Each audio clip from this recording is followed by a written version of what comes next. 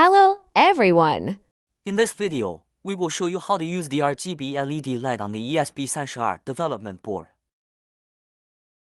This RGB LED light is the white square that my finger is pointing at, a device with a circular shape inside. If you look closely, it can be found that this device has 4 pins. 4 pins are soldered on this development board. Some friends who have not come into contact with this LED lamp may think that it is just an ordinary LED. I can turn the LED on or off directly through the high and low frequencies of the GPIO pins. In fact, the success rate of this operation is relatively low, and it is very likely that the LED will not light up. Sometimes the high frequency or low battery of the GPIO pin will cause this LED to light up. But the success rate is not high, and there is often no response, because this device is not an ordinary LED lamp. It is a full-color RGB LED light, generally known as Neopixel. This RGB LED light has a variety of colors. RGB 3 channels of light. Various colors can be produced by combining the 3 channels of 3 RGB. If you look at this device alone, you may not be familiar with it. I'll show you some pictures. You may have a better idea of what this device is. You can see in the video that we show a light strip. Look at this light strip. We often use it in esports rooms or other equipment decorations. For example, I can decorate the wall with this light strip, or decorating around the computer monitor will create a strong, colorful atmosphere. Because the color of the entire light strip, including the flashing mode timing, is controllable. It is a very beautiful decorative lamp. And this square LED light is a lamp bead on this light strip. Let's look at the circle example again. This round one can be seen more clearly. This is connected in series by lamp beads, a circular ring of colored lights. Each lamp bead corresponds to the square device on the development board. The model of this device is WS2812B. This WS2812B is called Neopixel RGB LED. The device we are showing now is RGB LED. It has 4 pins. Through these 4 pins, the power supply has input and output. It can be connected in series with multiple RGB LEDs.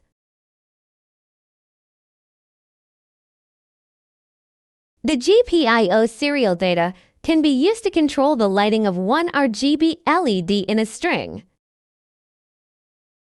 including colors, various flashes, and intervals. All can be controlled by string data. This RGB LED on our development board has only 1 lamp bead. We can only simply show how this RGB LED light is used. Of course, if you find that T's actually a lamp, although it is only one, its power is relatively high. Relatively speaking, it is an energy-consuming device. If you string a lot of LEDs in, usually an additional power supply is required. So there are not many lamp beads designed on the development board. Many lamp beads can be ranged on the development board. But if there are multiple lamp beads, its power is relatively high. If you use USB power directly, the voltage or power may be insufficient because the current is limited. Our USBs are usually a few watts. unless you use some power supply such as a charger to reach the power it needs. As you can see, we are now powered. This RGB LED light is already shining. Maybe it's brighter in the video. Its color may not be reflected particularly clearly in the video. When you actually see it, you will find that it is constantly changing between the three colors of RGB.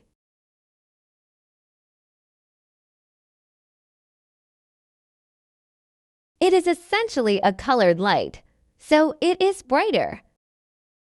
How did we develop this RGB LED? First, let's take a look at the development environment. We use Arduino IDE to develop this lamp bead. After opening Arduino, you can search for WS2812 in its library manager. This is a more commonly used RGB LED. You can search for many related libraries. Most libraries can drive this LED. We use the second one we found. This library is driven by BONEZEGEI WS2182. After installing this library, you can find the corresponding example in the file example. Let's scroll down.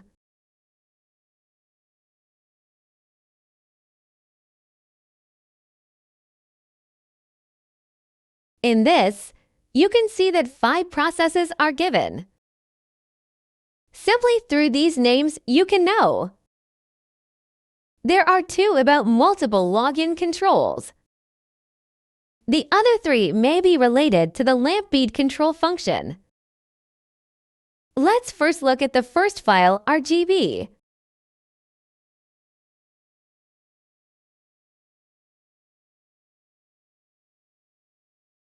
It takes a while to open.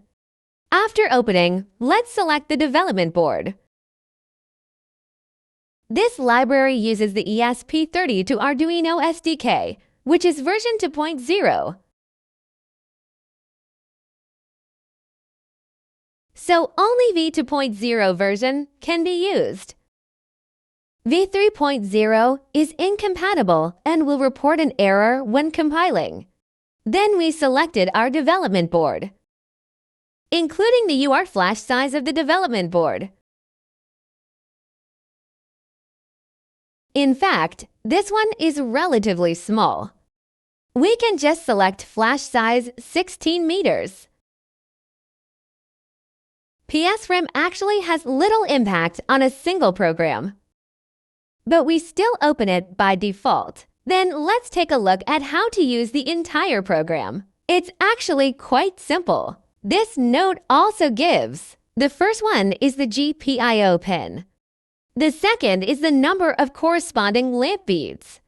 We only have one lamp, so we changed it to 1. The default GPIO is 14.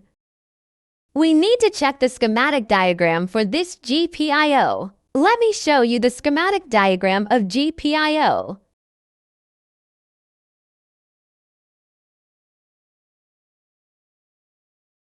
We found the GPIO schematic diagram of this development board. You can see that it now uses WS2182B.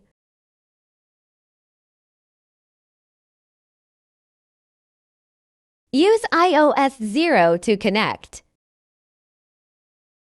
IO0 and the inputs of this WS2182 are connected together. So we use IO0 to control the WS2182 LED lamp beads.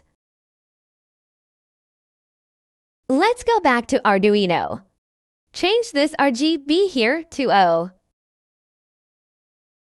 Next, let's take a look at its setup. In fact, it is the serial port startup. This startup includes RGB. This RGB is the startup of an object of this library. Its loop code includes the control of the colors of various lights.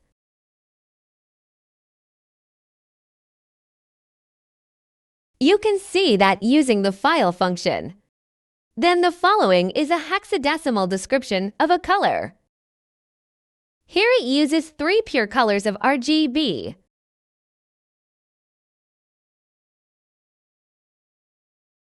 Loop every 1 second. The program that our lamp is running now is this program. We can upload the code directly. This compilation takes a little time, but generally it won't be too long. Because the whole code is shorter, the library including it should not be particularly large. The compilation and upload will be successful soon. Overall, it is relatively simple to control this WS2182 using the existing Arduino library. Of course, we tested a lot of libraries. There are also many sophisticated libraries to control this WS2182 via network and Wi-Fi, including the ability to select the corresponding light color through your phone. Because this is a 3-channel RGB light, it is equivalent to a pixel. Its pixels are 3 channels of RGB. If you are familiar with image processing, you will know that we adjust the values through the 3 RGB channels. It can produce any color we see in daily life. Because our light can be divided into 3 channels of RGB. Then by adjusting the size of the 3 channels, you can get the colors of other faces RGB. Or any other color in our palette. Uploading code now. You can see that the code upload is complete. We press reset.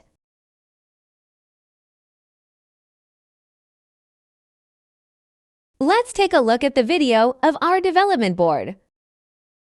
The default code running on the development board is this code. You can see that its RGB LED lamp beads are flashing.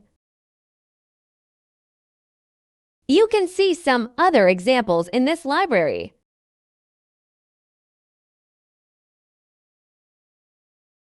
These examples can handle some complex lighting.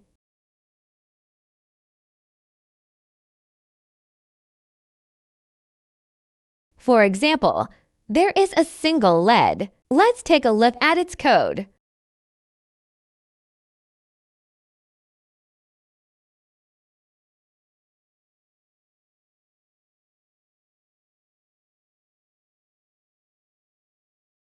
This single LED is similar to the previous program. We can directly use the GPIO pin to control. Then the following is similar. It actually works the same as the previous program. In fact, we can see the previous one is using files. This is using set pixels. In fact, the values given are the same. Then the same cycle. The results are the same. If you have other control requirements for this RGB LED light, you can search for related libraries. Because there are many libraries corresponding to the entire WS2812. This is a more interesting lantern. There are many libraries to control. If there are multiple lamp beads, you can also implement functions like a marquee. If you are interested in this lamp bead, can be used directly on the development board. Of course, you can also use GPIO.